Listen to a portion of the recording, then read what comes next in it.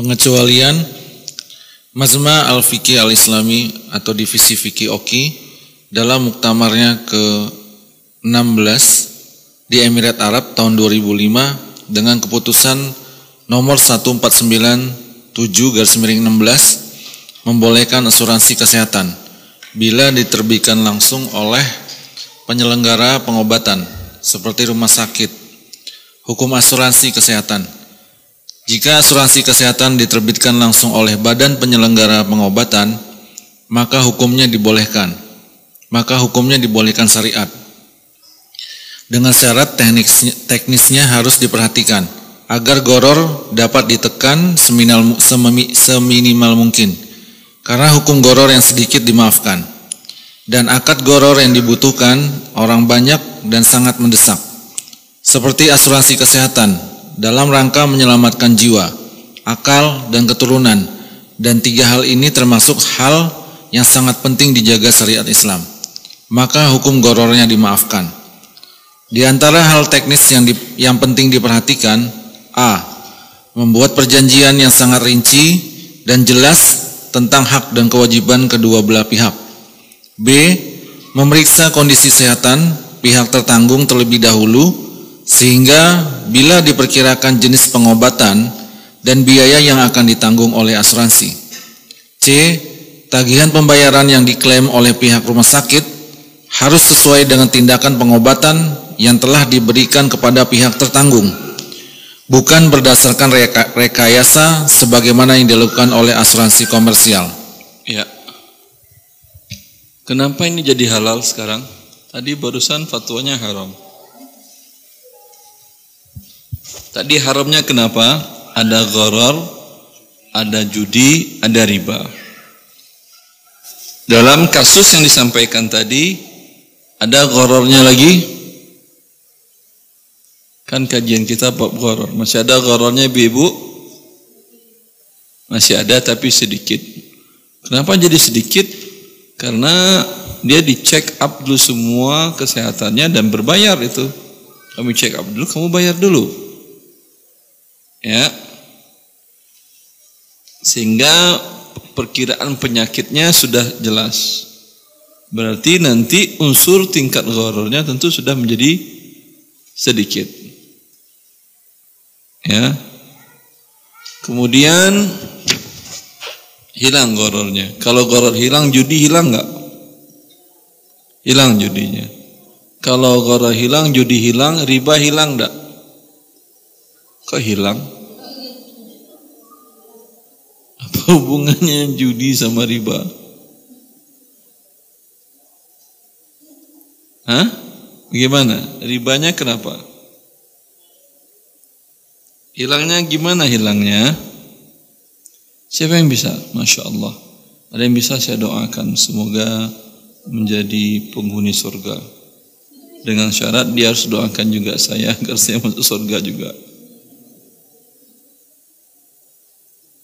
Ada yang bisa? Mungkin karena kita membayar dulu dengan jumlah tertentu, tapi pada kasus tertentu kita diberikan yang lebih dari pelayanan yang harusnya kita bayar, Ustaz. Jadi masih ada riba? Tapi kan dengan di sini di catatan tadi bahwa sebelum melakukan asuransi itu dilakukan pemeriksaan dan lain-lain, jadi ribanya kecil. Kecil gitu. Riba sudah kecil tahu boleh? Resikonya gitu. Riba kecil boleh? Wallahu alam, Ustaz. Tidak boleh, riba kecil tidak boleh. Didenda per hari 0,001 per besar angsuran per bulan tadi per harinya. Kecil sekali itu. 0,001 1 per 10.000 kan ya? Ya, kalau pembayaran 10.000 1 perak berarti Anda bayar. Kalau angsurannya 1 juta, 1 per 10.000-nya berapa? 1.000 berarti kan ya? Ya kan ya? 1.000 receh, susah nyurinya sekarang. Kan kecil, tapi tetap haram. Tadi yang dibolehkan oleh OKI tadi yang menyelenggarakan asuransinya pihak rumah sakit, bukan pihak Ketiga, asuransi lembaga keuangan, tidak rumah sakit. Kalau rumah sakit yang menyelenggarakan, berarti yang diberikan rumah sakit uangkah atau pelayanan kesehatan? Nah, pelayanan kesehatan ditukar dengan uang, adakah riba? Tidak. Yang riba itu uang ditukar uang berlebih dan tidak tunai. Kalau uang ditukar dengan jasa,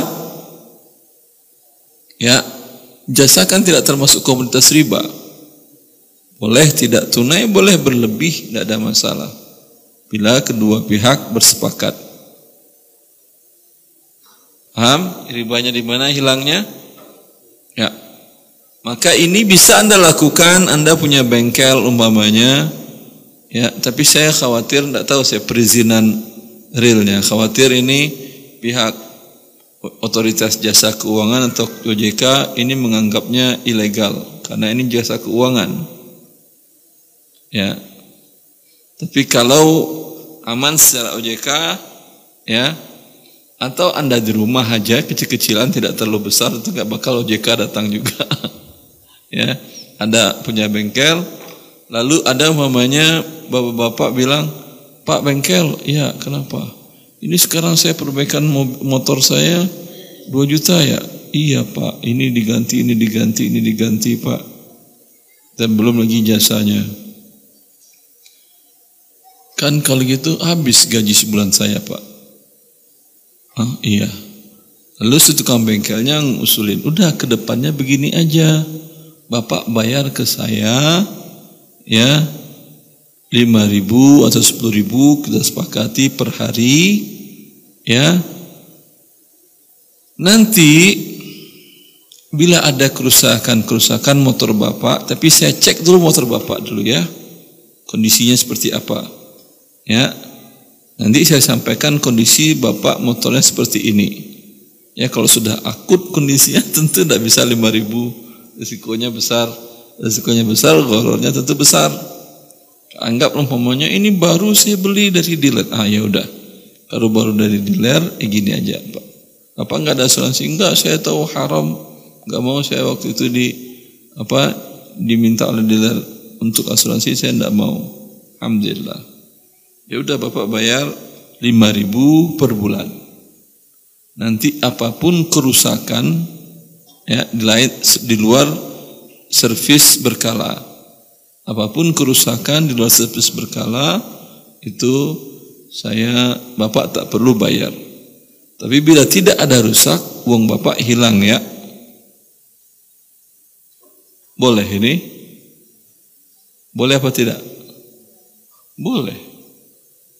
Seperti yang tadi, yang diberikannya kan jasa sehingga tidak ada riba. Gharar dan judinya masih ada. Gharar yang kecil dia masih ada, tapi kalau kecil dimaafkan atau tidak? Dimaafkan. Kaidah gharar kan begitu kan ya. Gharar yang kecil dimaafkan. Paham? Alhamdulillah.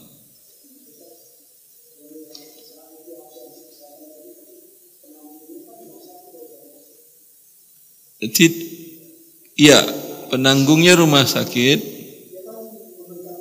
Dia berikan jasa pelayanan.